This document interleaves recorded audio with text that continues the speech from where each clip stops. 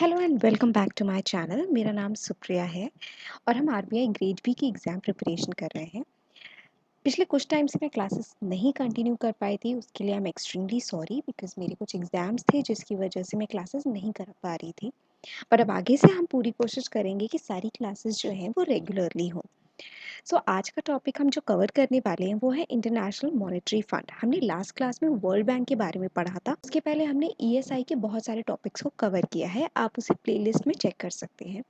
आइए बिना डिले किए हुए इस वीडियो को स्टार्ट करते हैं। सबसे पहले जानते हैं कि आखिर आईएमएफ है क्या।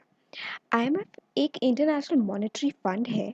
It is a global financial institution that fosters global monetary cooperation, secures financial stability, and facilitate international trade. It was established in 1944 at the Bretton Woods Conference to help rebuild the global economy after the World War II. जो main चीज़ आपको ध्यान रखनी है वो ये है कि इसका जो इस्टेब्लिशमेंट है वो 1944 में हुआ था एंड ब्रेटन वुड्स कॉन्फ्रेंस में। ब्रेटन वुड्स कॉन्फ्रेंस आपने पहले भी वर्ल्ड बैंक के टाइम पे पढ़ा है, जिसको हम वर्ल्ड बैंक के नाम से ही जानते हैं, बट उसका पहले जो नाम था वो ब्रेटन वुड्स था। अब इसमें जो ओवरव्यू आप देख सकते हैं कि आपको जो डिटेल्स इसके डेट से रिलेटेड याद रखना है कि ये 1944 में इस्टेब्लिश हुई थी। इसका जो हेडक्वार्टर्स है वो वॉशिंगटन डीसी में है और इसमें 190 मेंबर कंट्रीज हैं एज ऑफ 2023 में। आईएमएफ का जो मेन पर्पस था वो था to promote international monetary cooperation and stabilise exchange rates, यानी कि जो कोऑपरेशन है मल्टीपल कंट्रीज के बीच में उसको स्टेबलाइज करना ताकि एक्सचेंज रेट्स को भी स्टेबलाइज किया जा सके। और इससे क्या होगा, कंट्रीज की जो ग्रोथ है वो बढ़ेगी। आफ्टर द वर्ल्ड वॉर, यानी कि जो इसकी ग्रोथ थी उसको पोस्ट वर्ल्ड वॉर रिकंस्ट्रक्शन के नाम से जाना जाता है। The IMF played a crucial role in providing financial assistance to countries devastated by the world war two. World war two के दौरान जितनी भी कंट्रीज को बहुत ही ज़्यादा फाइनेंशियल लॉस हुआ था या फिर वो डेविस्टेट हो गई थी, उनको आईएमएफ हेल्प कर रही थी ताकि वो दोबारा से अपने फंक्शनिंग को रीस्टार्ट कर सके, अपनी इकोनॉमीज को स्टैब्लिश कर सके। For a global economic growth, यानी कि IMF has continued to evolve and adapt to meet new challenges such as global financial crisis of 2008। यानी कि आफ्टर द वर्ल्ड वॉर जब इसकी स्थापना हुई थी उसके बाद से लेकर अभी तक किसी भी तरह के कोई फाइनेंशियल क्राइसिस आती है या कोई फाइनेंशियल डिस्टर्बेंस होती है, उन हर एक चीज़ में आईएमएफ अपने आप को इन्वॉल्व करता है ताकि वो नए चैलेंजेस को मीट कर सके। अब इसके ऑब्जेक्टिव्स क्या है, इसका ऑब्जेक्टिव है to promote international monetary cooperation, यानी कि to foster global monetary cooperation among the member countries, provide a forum for consultation and collaboration on international monetary issues. Next is to facilitate international trade. To promote balanced growth and expansion of international trade, contribute high levels of employment and real income among the member nations, यानी कि employment के ऊपर भी काम करती है, growth and development के ऊपर भी इसका focus रहता है। Next है exchange rate stability. Ensure stability in exchange rates and avoid competitive devaluation. Promotes orderly exchange arrangements, यानी कि exchange rate की stability को ध्यान में रखते हैं ताकि कोई भी country कॉम्पिटिटिव होने की वजह से अपनी करेंसी को डिवैल्यूएट ना करे या फिर किसी एक कंट्री की करेंसी की वजह से किसी दूसरी कंट्री की जो करेंसी है उसका डिवैल्यूएशन ना हो। इसके लिए वो एक स्टेबिलिटी को क्रिएट करती है ताकि जो एक्सचेंज रेट्स हैं उनकी वजह से किसी भी तरह का प्रॉब्लम इकोनॉमी को फेस ना करना पड़े। नेक्स्ट है multilateral payment system. It assists in the establishment of multilateral systems of payments for current transactions, eliminate exchange restrictions that hinder the growth of world trade. Next is to provide financial assistance. It provides financial resources to member countries experiencing balance of payment problems. Balance of payment problems क्या होता है आपका? Balance of payments होते हैं आपके जो आपके export and आपके import होते हैं,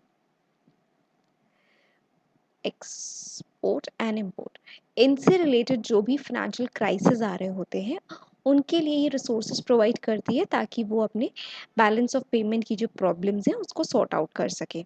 ये पॉलिसी सपोर्ट करती है उन प्रोग्राम्स को जो डिज़ाइन किए जाते हैं इकोनॉमिक प्रॉब्लम्स को रिजॉल्व करने के लिए। नेक्स्ट आते हैं कि इस ऑर्गेनाइजेशन के की फंक्शंस क्या हैं।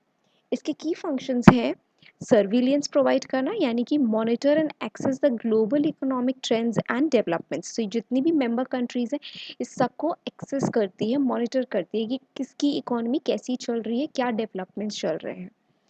To provide policy advice to member countries, to conduct regular assessments of economic and financial developments through Article 4 of consultations.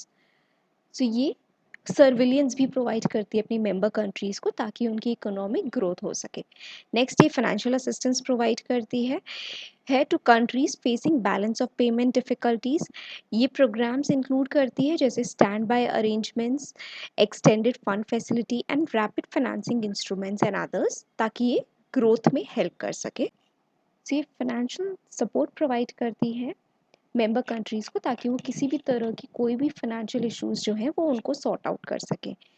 Conditionality यानी कि financial support often comes with policy conditions aimed at restoring economic stability and growth.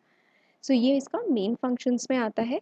इसके साथ होता है capacity development, यानी कि provide technical assistance and training to help member countries build effective institutions and strengthen their capacity to build and implement sound economic policies। यानी कि ये member countries को हेल्प करती हैं कि अपने देश की जो इकोनॉमिक पॉलिसीज़ है वो उनको कैसे बेटर कर सकते हैं ताकि उनके देश की इकोनॉमिक ग्रोथ हो। ये फोकस करती है उन एरियाज़ पे जहाँ पे पब्लिक फाइनेंस मैनेजमेंट की ज़रूरत होती है, मॉनेटरी पॉलिसीज़ या exchange rate policies and financial sector stability के ऊपर ये फोकस करती है ताकि कंट्रीज़ को डेवलप होने में, ग्रो होने में ईजीनेस आए। तो ये इसके मेन की फीचर्स हैं। इसके बाद बात करते हैं इनके फाइनेंशियल रिसोर्सेज के बारे में। तो IMF financial resource comes from member countries quotas which reflect their relative size in the global economy। अब IMF अपनी खुद की कोई सर्विस या प्रोडक्ट नहीं क्रिएट करता है जिससे वो फाइनेंसेस को क्रिएट कर सके। तो IMF का जो फाइनेंस है वो उसकी मेंबर कंट्रीज के थ्रू ही उनके पास आता है, और जिस पैसे से वो हेल्प करते हैं अदर कंट्रीज या मेंबर कंट्रीज को ताकि वो ज़रूरत के वक्त उनको स्टेबलाइज कर सकें या उनको असिस्टेंस प्रोवाइड कर सकें। अब ये कोटास क्या डिटरमाइन करते हैं? Quotas determine a member's financial commitment, voting power and access to IMF financing. यानी कि जो भी मेंबर कंट्रीज हैं जो वो अपने फंड्स प्रोवाइड करती हैं तो वो एज अ कोटा जो उनको देती हैं, वो उसमें उनको वोटिंग पावर्स भी मिलती हैं, एक्सेस टू IMF फाइनेंसिंग भी मिलती है। So if you want to be a member of the IMF तो आपको भी अपनी तरफ से कुछ ना कुछ फाइनेंशियल रिसोर्सेज प्रोवाइड करनी पड़ती है ताकि ज़रूरत के वक्त ना केवल आपकी हेल्प हो सके बल्कि अगर किसी और कंट्री को हेल्प की ज़रूरत पड़ती है तो वहाँ पर भी हेल्प होती है, और इसी तरह से वो हर एक मेंबर कंट्रीज़ की मदद से किसी भी कंट्री को जो हेल्प चाहिए होती है वहाँ पे फाइनेंशियल सर्विसेज को रीएलोकेट करते रहते हैं।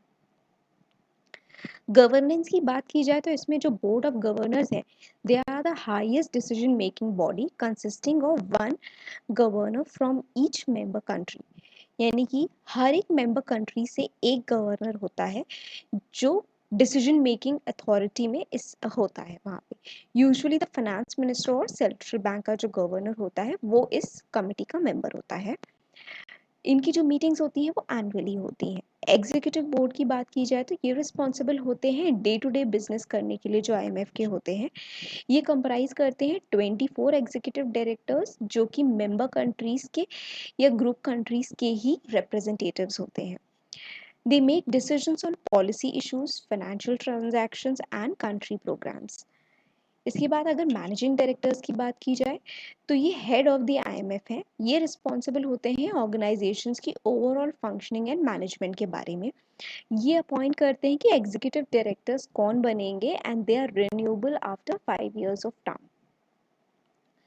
अब इसकी इंपॉर्टेंस की बात करें अगर इंडिया के रिस्पेक्ट में तो India has been a member of IMF since its inception in 1945। IMF provides India with policy advice, financial support and technical assistance. इन चीज़ों में IMF इंडिया की हेल्प करता है।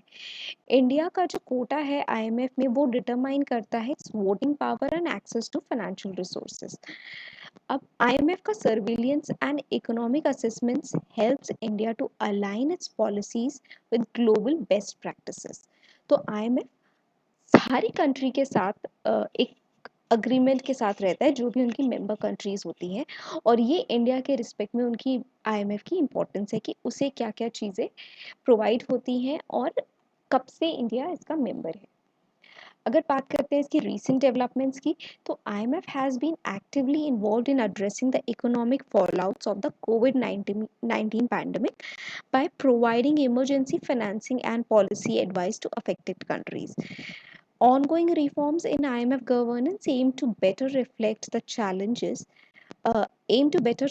changing global economic landscape, with emerging markets and developing countries gaining more influence. यानी कि जो IMF है वो रिसेंट में, जैसे कि हमने भी देखा कोविड के टाइम पे इतना ज़्यादा मैसिव फॉल आउट हुआ था इकोनॉमीज़ का, that it is still recovering from many of the phases. अभी भी बहुत सारी कंट्रीज उससे अफेक्टेड है, तो IMF is helping them to get out of it and कैसे वो अपनी इकोनॉमीज़ को दोबारा से बैलेंस आउट कर सकते हैं। सो आईएमएफ कोशिश करती है कि वो ग्लोबल इकोनॉमिक लैंडस्केप को बेटर कर सके, ताकि जो इमर्जिंग मार्केट्स हैं या जो डेवलपिंग कंट्रीज़ हैं वो भी अपना जो इन्फ्लुएंस है वो बढ़ा सके, वो अपनी इकोनॉमीज़ को ग्रो कर सके। So this was all about कि आईएमएफ का क्रिएशन क्यों हुआ था, कब हुआ था और उसका मेन पर्पस क्या है।